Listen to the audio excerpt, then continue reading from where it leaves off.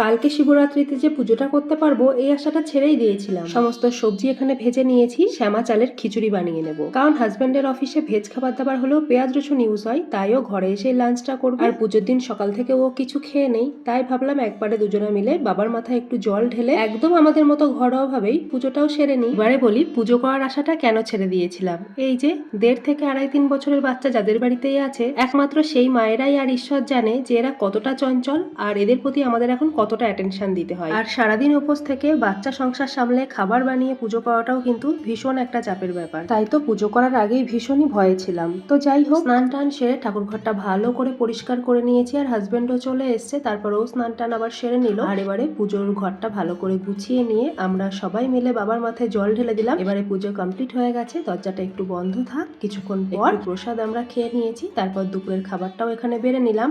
আজকে করেছিলাম সবজি দিয়ে শ্যামা চালের খিচুড়ি, সাথে ছিল পাঁপড় ভাজা আর বেগুনি। লাঞ্চ সেরে আবারও হাজবেন্ড রীতিমতো ওর ডিউটিতে চলে গেল। সন্ধ্যায় ভেবেছিলাম একটু মন্দিরে যাব, কিন্তু শরীরটা ভীষণ খারাপ করেছিল। তোমাদের সাথে দেখা হচ্ছে রাতের বেলা। রাতে বানিয়ে নিয়েছিলাম লুচি আর প্লেন আলু চচ্চড়ি, আর সাথে ছিল পান্তুয়া। তারপর প্রতিদিনের মতো রাহি রাত 12টার পরে দেখো নিজে নিজেই পড়তে বসে গেছে।